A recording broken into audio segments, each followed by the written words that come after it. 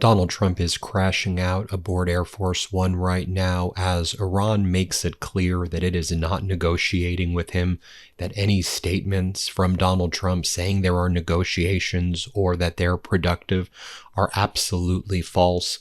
Donald Trump's there on Air Force One saying, Iran's begging us for a deal. He's doing the same thing over and over again. This again, as we know that the Houthis in Yemen, who are part of Iran's axis of resistance, has been striking hard these refineries in Saudi Arabia. They knocked out a refinery in Yanbu. They knocked out a refinery in Jazan. They knocked out a refinery in Abqaiq. I mean, they are just hitting these refineries one after the other. We know about all the losses of U.S. equipment in the region, U.S. Bases being destroyed, U.S. munitions are depleted. Iran's out there with statements right now. Any blockade by the United States equals escalation. We're never going to open up the Strait of Hormuz unless it's under our control. Iran says, look, we're speaking with Oman right now, not with Trump. We're speaking with Oman about Iran's control over the Strait of Hormuz. So again, anything that Trump says is a lie if he's not saying what we're saying right here. Also, on the Iranian podcasts, here's what they're saying, just so you understand and have a perspective of like what they're saying in Iran. $21 billion in U.S. losses in the last 2 weeks of all the bases and equipment. So why did the U.S. back down to Iran again? This is what they're saying in Iran. Many reasons are cited for the U.S.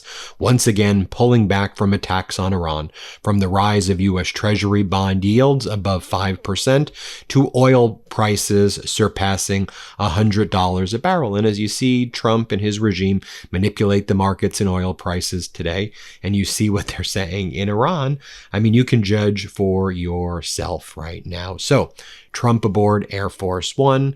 He's like, Iran took a beating over the past 14 days.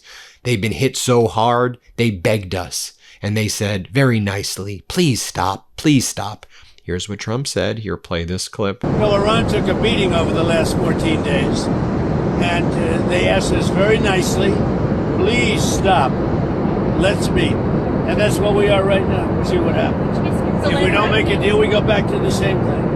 Then Donald Trump is asked if he's frustrated by Pete Hegseth saying that Iran is obliterated when they weren't, and saying that this was going to be easy for the United States to win when the U.S. lost. And Donald Trump's like, no, Hegseth's doing a great job. Look, Iran's destroyed. He said, you look at their coast, they're obliterated, and they're begging us for a meeting. They begged us to meet. Again, everything Trump says is an absolute lie. And it's just so embarrassing for our country that this is the president of the United States behaving like this. Here, play this clip. On the Iran war, have you been frustrated with Secretary Hegseth because of the advice he gave you early on in the war and how it's turned out? I think he's done a great job. We've pretty much destroyed their military. They want to meet, and we're meeting. We'll see what happens. There's a chance we could make a deal. Without what we did, they wouldn't even be talking to us. They requested a meeting through their surrogates and directly. And we're meeting, and, you know, good things can happen, I guess. Oil dropped very big today. Stock markets, as of about an hour ago, was like through the roof. But no, they requested a meeting. They would not have requested the meeting if we were doing poorly. The only reason they want to meet is because we've been hitting them very hard. Yeah. How much patience do you have left with Iran, sir? I have plenty of time. Plenty of time. Then he just makes up numbers. He's like, right now, Iran's military is 8% of what it was 4 months ago. 8%. He's just making up percentage. No, he just makes up percentage numbers. And remember, Trump was found civilly liable. He was also separately found criminally liable for business records, but on the civil front for just making up numbers. That's what he was found liable for. He would downplay numbers or he would inflate numbers however it benefited him to the tune of like billions and billions of dollars. And he's just doing it now with the United States of America, and it just makes us weaker and more pathetic. And as I talked about earlier, and I did a video on this, it just means that China is now providing the new security umbrella in the Middle East because America is not reliable or predictable. The downfall of America before our eyes. Here, play this clip. And if you look at Iran now, they're 8% of what they were 4 months ago. They're 8% of what they were 4 months ago. So we'll see how this all comes out. Okay? Then Donald Trump's like, and don't worry about any of the damages or the money being spent. Trump's like, we're going to use Iran's money to pay for the damage that they did. You're going to use Iran's money? What are you even talking about? Remember with the memorandum of understanding when he was like, Iran has agreed to buy our farmers' produce and they're going to buy corn. And Iran's like, what? We're not buying corn. What are you talking about? What a weird lie. And he's doing a version of that right now because tens of billions of dollars in our equipment has been destroyed right now. Here, play this clip. You said that Iranian assets will be used to pay for damages to ships that are hit in the Strait of Hormuz. Would the U.S. pay shipping companies directly? No, we're going to use Iran's money to pay for the damage they did. In other words, the Iran money that we control will be used to pay for damages. Sound good? Not bad, right? And then he's asked, are you concerned about the depleted stockpiles of munitions if there's a broader conflict? And what does Trump do? Blames Biden. This is Biden's fault. Biden depleted the stockpiles. Ukraine, Zelensky, Biden. This is what Trump did. I mean, what a loser. I mean, here we are, July 27, 2026. We're getting into 2 years of this disgusting regime. He started this war. Okay, this never-ending war. He depleted the stockpiles and then blames Biden. How utterly pathetic. And here's the thing. The MAGA folks know this too now. Like, he's losing the MAGA base because they're like, dude, what are you talking about? Enough of it. Even the MAGA people are like this. Here, play this clip. Are you concerned about depleted stockpiles if there is a broadening conflict in Iran? We have plenty. We have a lot of ammunition. Different types. You know, Biden gave a lot to Ukraine, and so we're building that up. But we have a lot. We have a lot of the mid-level stuff too. I mean, more than we could ever use, no matter what. But we have a lot. I'd like to have more, to be honest. But so much was given to Ukraine by Biden. When I left, the cupboards were full. When I came here with Obama, he didn't buy ammunition. We had very little, and I got it built. Now, as soon as I left, they gave a lot of it to Ukraine. I mean numbers that nobody's ever seen before. So we're building it very rapidly. Plants are being built. A lot of equipment's being built. The Patriots in particular are being built. The THAAD system is going up. We have a lot. Every one of our contractors is building 4 to 5 plants right now. And we're in very good shape. But for some of the more sophisticated stuff, we'd certainly like to have more. Biden gave a lot of it away. If you're looking to feel your best this summer, don't just think skin deep, think cell deep. That's one of the reasons I like Prolon's 5-day fasting mimicking diet. It gives you a structured, science-backed way to target fat loss, support lean muscle, and help reset your metabolism all in just 5 days. What I like is that everything is prepackaged for you, so you get plant-based soups, snacks, and beverages labeled by day, so there's no guesswork, meal prep, or planning. It's designed to nourish your body while keeping it in a fasting state to support cellular rejuvenation. No matter the season, when I'm craving a real reset, Prolon is the nutrition program that works for me. It's convenient, backed by decades of scientific research, and it delivers real results. Ready for your own reset for a limited time? Prolon is offering Meidas listeners 15% off site-wide, plus a $40 bonus gift when you subscribe to their 5-day program. Just visit prolonlife.com/Meidas. That's prolonlife.com/MEIDAS to claim your 15% discount and your bonus gift. Again, that's prolonlife.com/Meidas, prolonlife.com/MEIDAS to get 15% off site-wide, plus your $40 bonus gift. Then Trump is asked, so, you announced last week that there was a nuclear deal with Saudi Arabia. Then you changed the terms of the nuclear deal with Saudi Arabia and said that they need to become allies with Israel and join the Abraham Accords. By the way, this is me saying this now. Saudi Arabia is never going to join the Abraham Accords unless Palestine is recognized as a state, as a country, and there's a two-state solution, and Israel stops the genocide. The Kingdom of Saudi Arabia will be toppled if they did the Abraham Accord. So we know, I mean, and by the way, Trump recycles the same stupid lies over and over and over again, the same schemes and stunts. He recycles it. I mean, do you remember before the Memorandum of Understanding a month and a half or 2 months ago, Trump said, I'll only enter the MOU if Saudi Arabia and Turkey and some other Arab and Pakistan like join the Abraham Accords. And they're like, no, we're not doing that. So no. And then Trump entered the MOU and then proceeded to violate the MOU immediately. Anyway, here's Trump saying, we haven't even talked to Saudi Arabia about the Abraham Accords. What do you mean you haven't talked about it? You announced a nuclear deal with Saudi Arabia, then said it was contingent on the Abraham Accords, and then you don't talk to them about the Abraham Accords?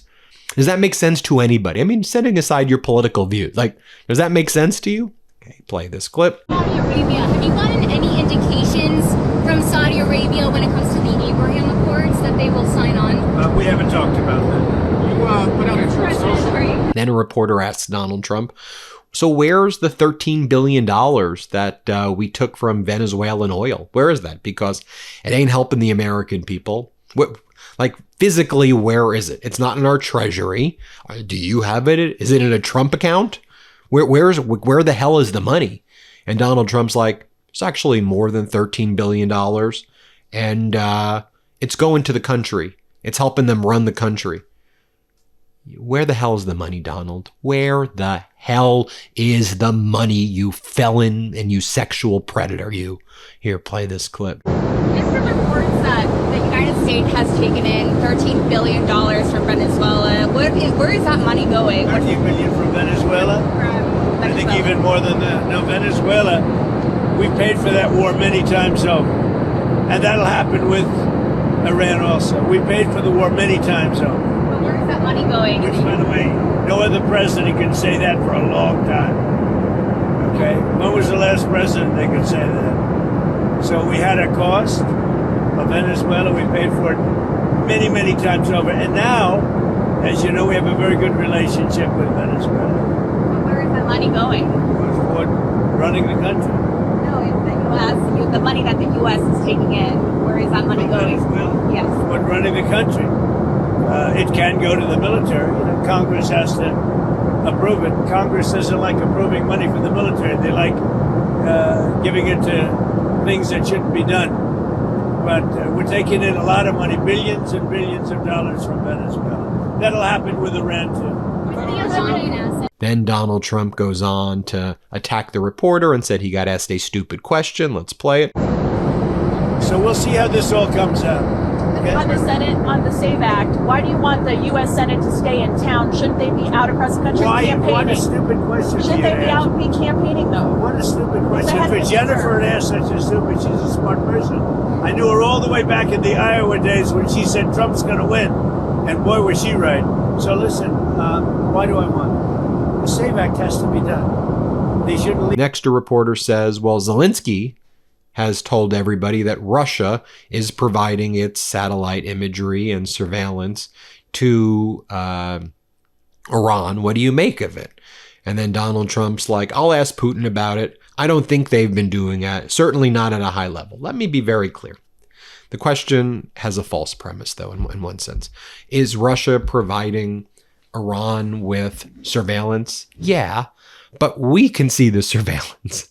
Yeah, we can look at the Chinese surveillance, which we do here on the MeidasTouch network. We can look at the Sentinel-2 surveillance. We can. So no, what Russia is doing and what China is actually doing beyond the surveillance itself is they're providing a lot of the logistics. I mean, they're allied. They're public about it too.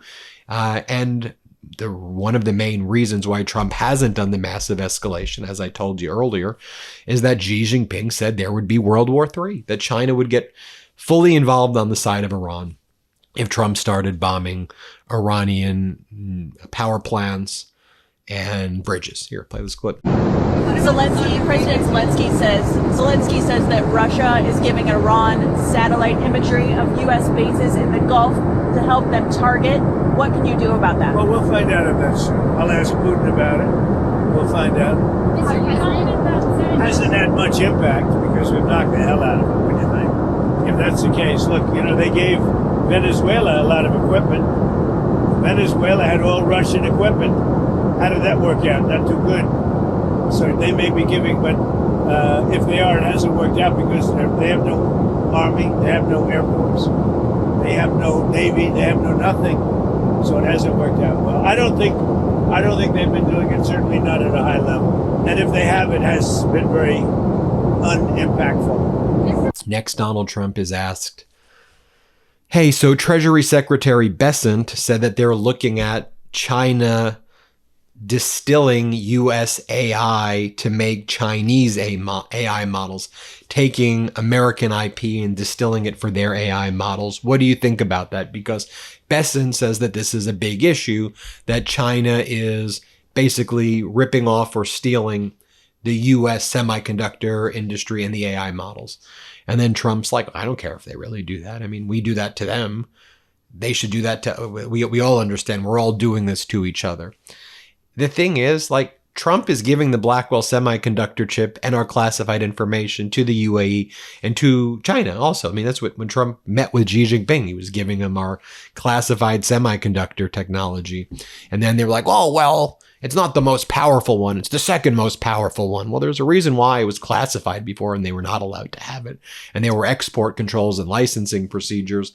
And now you're giving the main one, the most highly classified, to the UAE, who's going to give it to China. Like, there's not only is there no strategic thinking, it's just this guy's an idiot and he's a psycho and he loves Xi Jinping and he loves Putin and he hates America. I mean, he hates our troops. He hates our country. He does. I mean, everything he does every day is to harm our country. Let's play it. Any other questions? On China, Treasury Secretary Scott Bessent said last week the administration's going to look into whether Chinese AI models are distilling from U.S. models. Do you think China's stealing American IP? Well, they're looking at us or we're looking at them. But we're leading now China substantially in AI, and we're going to keep it that way. We're leading everybody and everything. We have a country that's doing well. Thank you very much, everybody. See you in Michigan. Thank you, Mr. President. Then Donald Trump says, but look, costs are going down rapidly and things are fantastic. Things have never been better. And then he's asked, well, what about Kevin Warsh, the chairman of the Federal Reserve right now, talking about how they may need to raise interest rates? It's political. That's just political people. Let's play this clip. Costs are going down rapidly. Don't forget, I inherited these. I haven't been here very long. I inherited the worst inflation in history from Biden. But costs are going down rapidly. And as soon as the war is over, you're gonna see a big drop. Are you worried that the Fed's going to hike rates to counter inflation? Well, I have a board. And Kevin's fantastic, but he's got a board. And the board members are very political, I would say. So, we fight our way through the race because we're doing so well. But no, he's got a board. He wants to do the right thing. I know what he wants to do. But you need the consent of some people that have perhaps bad intentions. Rates should be lowered. This country could be at 8%, 9%, 10%, 12%. Oh, and I should mention, as Donald Trump is aboard Air Force One, the latest New York Times investigation found that Trump spent more than the $400 million of taxpayer money, as Amy Siskin said that the regime publicly disclosed, on retrofitting his new Air Force One, which ultimately was not safe enough to fly. In recent weeks, it's probably closer to $1 billion in taxpayer money as he loots our country. There you have it, everybody. Let me know what you think. Hit subscribe. Let's get to 7 million subscribers. Thanks, everybody, for watching. Again, let's get to 7 million. Thanks, y'all. Want to stay plugged in? Become a subscriber to our Substack at MeidasPlus.com. You'll get daily recaps from Ron Filipkowski, ad-free episodes of our podcast, and more exclusive content only available at MeidasPlus.com.